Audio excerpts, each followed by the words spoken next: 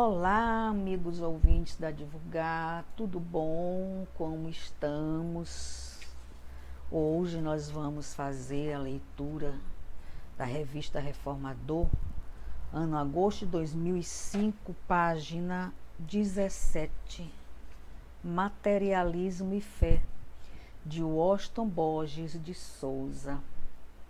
Vamos ver o que o Washington tem para nos falar sobre esse título, Materialismo e Fé, que é algo que a gente já vê de entrada, que com certeza vai existir uma comparação das pessoas que se preocupam com o materialismo, das pessoas que têm fé. Será que pode juntar os dois? Vamos ver. Não é verdade? Vamos ver. Os habitantes da Terra compõem duas ordens distintas: as do que entende a vida humana, adstrita somente à do corpo físico, e as do que creem na existência da alma que prevalece além da morte.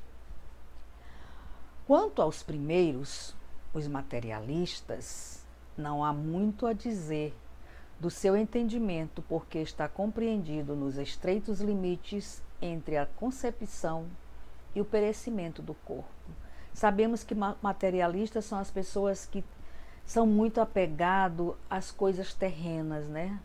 A bens, a diversão, né? A casa própria, a roupas, enfim, a tudo o que se diz respeito à terra e que a gente não leva nada, né? Então, o materialismo, ele, infelizmente, ele atrapalha muito a vida da gente. E tem muita gente materialista, cético, inclusive. Continuando. A importância essencial para o ser humano com espaço infinito para meditar e raciocinar é a da vida, que estua além do túmulo. Esta a vida do espírito é a que representa os fundamentos do espiritualista, sobretudo os dos seguidores da doutrina espírita. Ela ensina que a alma não é uma abstração. O espírito é um ser real, criado por Deus e destinado por ele a se aperfeiçoar na longa via evolutiva. Então não existe essa situação de falar que o espírito é uma utopia, é invenção do espírita, é invenção do espiritismo, não.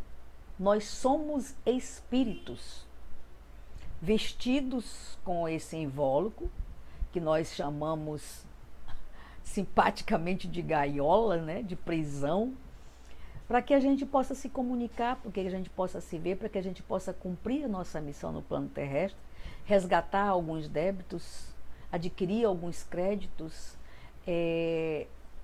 encontrar os nossos desafetos para que a gente possa se alinhar, né? Encontrar os nossos afetos para que a gente possa se unir e dar continuidade ao nosso trabalho. Então, espírito não é utopia, é uma realidade. Nós somos espíritos. Continuando, o espiritismo se distingue entre todas as doutrinas, religiões e crenças porque a sua filosofia é própria e inconfundível, sua pujança é incontestável. Repousando nas próprias leis da natureza, por isso transmite inabalável convicção na existência de Deus e da alma, com base na razão. Embora tenha sido revelado à humanidade em época relativamente recente da história, sempre acompanhou o ser humano, desde sua criação, porque é inerente à natureza e às suas leis, às quais tudo e todos os seres estão submetidos, independentemente da compreensão humana. As características do espiritismo e da sua filosofia proporcionam ao seu seguidor consciente a fé robusta, irrecusável e inamovível, que o leva a não hostilizar o próximo, também caminhante da eternidade, seja religioso ou não. Faculta ao adepto a sua tolerante sabedor de que nosso planeta é mundo de provas e expiações, onde todos nós ainda estamos atados às imperfeições e sofrimentos. Nós temos consciência plena disso, né? Nós estamos no mundo de provas e expiações e que nós estamos aqui para resgatar, para aliviar a nossa carga, para, como eu falei no início, reencontrarmos os nossos afetos e desafetos e alinharmos, né?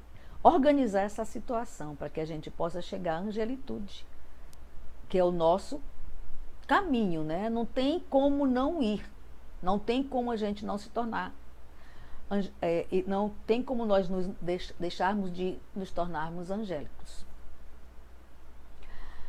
Essa é a nossa meta, isso é que Jesus nos espera de nós, né? Que nós nos tornemos anjos, que chegamos à angelitude de acordo com o nosso comprometimento. Uns mais cedo, outros mais tarde, um mais rápido, outro mais lento, mas o caminho é esse, a estrada é essa, chegarmos à angelitude. Então a gente precisa estar aqui, né? Para a gente arar as imperfeições, a gente aliviar os sofrimentos, não é verdade?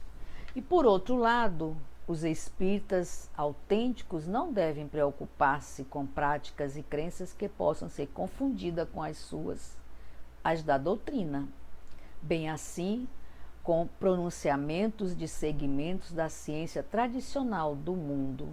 Sabemos que a ciência hoje anda lado a lado, né, com o espiritismo, e isso nos facilita muito de fazer disseminar essa doutrina, né? Eu particularmente não considero religião, para mim é uma doutrina, porque é um estudo sistemático, né? A gente estuda o tempo inteiro, é uma faculdade, alguns passam e outros não. Alguns repetem de ano, outros passam direto, não fazem nem prova final, mas é uma faculdade. A vida é uma faculdade, estarmos aqui é estarmos dentro de uma faculdade. Começando lá no jardim de infância. Alguns já estão na faculdade, outros ainda estão engatinhando. Mas todo mundo vai chegar à angelitude, cada um no seu tempo, com o seu merecimento. Isso é fato. Agir nas lides do espiritismo ou emitir opiniões sobre ele são atitudes que exigem conhecimento dos seus postulados, sem o qual não podem nem devem ser consideradas. A gente não pode sair falando a esmo sobre o espiritismo, a responsabilidade é muito grande. O compromisso é muito sério do que nós estamos colocando para um irmão nosso. Então, se a gente não tem compromisso e responsabilidade com a verdade, é melhor ficar calado. Por isso é que eu estudo muito, eu me preocupo muito no que eu coloco no ar para vocês, porque é muita responsabilidade. Então, devem permanecer dentro de suas fronteiras, mesmo porque essa doutrina é também de caráter científico. É, portanto, o espiritismo doutrina de tríplice feição, científica, filosófica e religiosa. Sua filosofia é própria, independente de qualquer outra. Sua natureza religiosa tem apoio na razão, na lógica, na verdade, para conduzir a criatura humana ao Criador, o Senhor da vida. Quanto ao seu caráter científico, não se limita a examinar os fatos em suas repercussões, porque remonta às suas origens, às suas causas. Allan Kardec, ele teve esse cuidado de buscar as origens da doutrina espírita. Ele perguntava fazia uma pergunta para um espírito, o espírito respondia, e aí ele novamente perguntava para outro, até ele ter certeza de que aquela resposta era real, era o que realmente se fazia necessário ser transmitida. E teve muito cuidado com isso. E por isso mesmo é a doutrina espírita um laço de união entre a religião e a ciência tradicional, dispensando desta o pronunciamento a seu respeito, mas colocando-se em atitude totalmente favorável para que dela se aproximem todas as pessoas de boa fé e boa vontade, para conhecerem seus princípios e fundamentos, estudá-la, examiná-la, a fim de poderem evoluir com os conhecimentos que oferece. Embora o Espiritismo não faça proselitismo para conquistar adepto, é uma doutrina de portas abertas que acolhe todas as criaturas como irmãs em permanente e amoroso convite para progredirem. É essa dinâmica do Espiritismo de não te cobrar, de não exigir tua presença, ela te deixa livre, porque o Espiritismo, os espíritas, nós espíritas, respeitamos muito o livre-arbítrio. As portas estão sempre abertas, mas vai quem quer, vai quem acha que deve ir. E com um detalhe, você vai no centro espírita, você faz seu tratamento, ou você inicia um trabalho, e de repente acontece algo e você muda de rumo e passa 2 anos, 3 anos sem ir no centro espírita. No dia que chega lá, ninguém te pergunta nada, ninguém te cobra nada, te abraça e diga, que bom que eu estou te vendo, vamos matar essa saudade.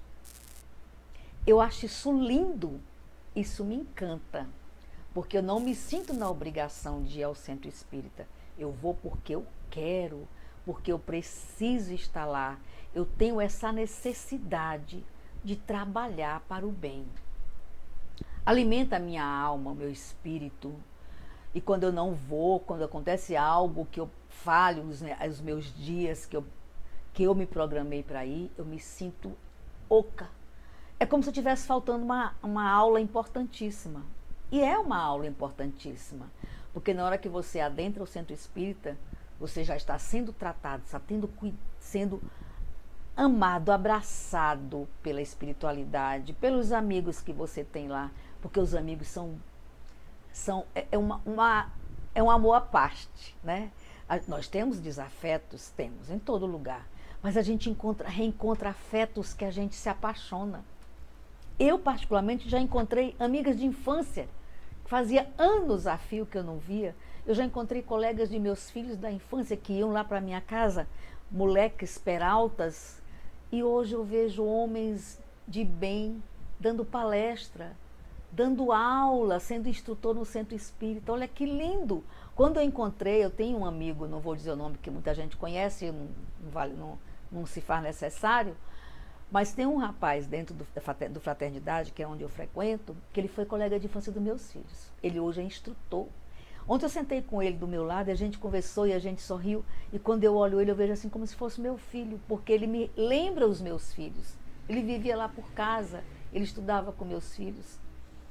Era peralta que só, mas vivia lá por casa, e quando eu olho hoje, eu digo, meu filho, que bom te ver, e abraço. Né? E vejo o conhecimento que ele tem, ele hoje é instrutor dentro do Fraternidade. É uma pessoa maravilhosa que eu amo como se fosse meu filho, ou seja, foi um reencontro. Amigas de infância, pessoas que eu conheci lá dentro e assim, parece assim que a gente olha e diz assim, meu Deus, de onde eu te conheço? E tem outro que assim, nunca falei com essa pessoa, mas olha, eu quero distância. Ou então quando você olha e fala assim, né? A gente monta as garras. Então isso tem dentro do centro espírita e tem todos os lugares, né? Então, mas a gente percebe o seguinte, a porta está aberta para todos, sem distinção. Semana passada eu participo de um trabalho nas quarta-feira, que é o acolhimento mediúnico, e teve uma pessoa na plateia que era um bandista e foi lá buscar respostas das perguntas dela. E ontem eu a vi novamente lá, com mais perguntas. Olha que maravilha. Então o centro espírita, ele não tem porta. ele tem uma porta para fechar quando encerra, entre aspas, os nossos trabalhos aqui na matéria, porque o Centro Espírita funciona 24 horas. Porque os espíritos que são coordenadores daquele Centro Espírita, de todos os Centros Espíritas, eles não param de trabalhar. Na verdade, o Centro Espírita é um grande hospital. Dando continuidade à nossa leitura de hoje, a doutrina espírita foi revelada à humanidade terrena na segunda metade do século XIX e devidamente codificada por Allan Kardec. É ainda muito pouco divulgada, conhecida e estudada. Os fenômenos mediúnicos são comuns no mundo, entre adeptos das seitas e as religiões de variados caracteres, e até mesmo entre materialistas, sem que os percebam. Mas é através da doutrina espírita que todas as pessoas são esclarecidas. Não apenas a respeito de tais fenômenos, mas, sobretudo, com referência à própria vida, que estua em toda parte, quer esteja o espírito encarnado ou não. O espírita ele tem consciência de que o mundo espiritual ele anda paralelo conosco. Paralelo. E nos influencia muito. Por isso que nós usamos um mantra que vem do Evangelho segundo o Espiritismo: orai e vigiai. O tempo todo o tempo.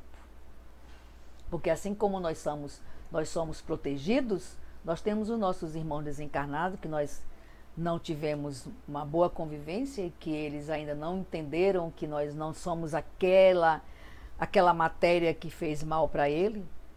Quando ele nos encontra, nos persegue com vingança. O que a gente tem que fazer? Estudar, amar e desejar e pedir que eles sejam levados para os hospitais de tratamento, para que eles possam também evoluir. Continuando e praticamente já finalizando nossa leitura de hoje.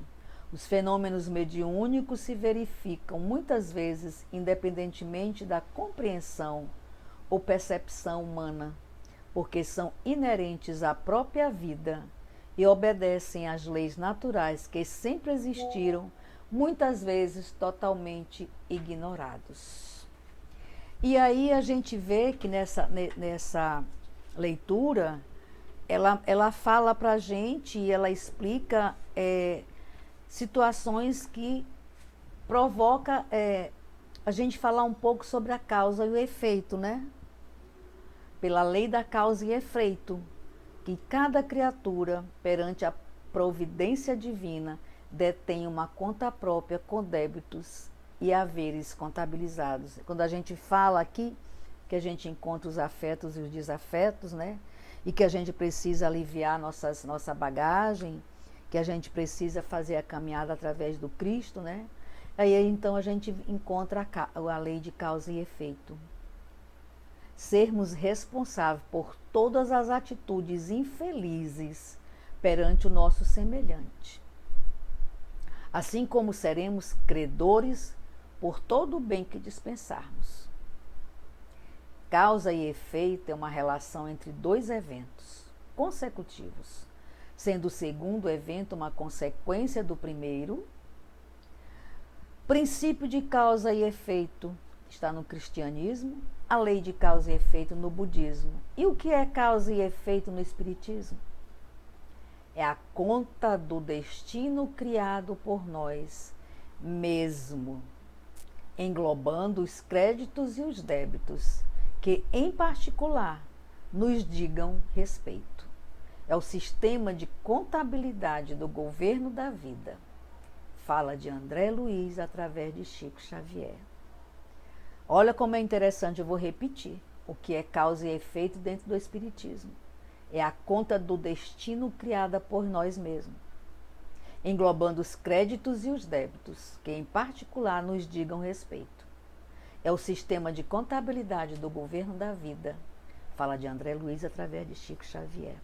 Com essa anotação que eu fiz aqui agora para vocês, a gente encerra a nossa reflexão de hoje, agradecendo mais uma vez ao nosso Divino Mestre Jesus por essa oportunidade Pedindo que vocês não deixem de dar um like, fazer comentários, dar sugestões e críticas também construtivas, por que não? Né? Para que a gente possa continuar no ar, trabalhando juntos. Muito obrigada, mais uma vez, que Nossa Senhora cubra todos com seu manto sagrado. Wanda Barros, para divulgar.net. Até a próxima.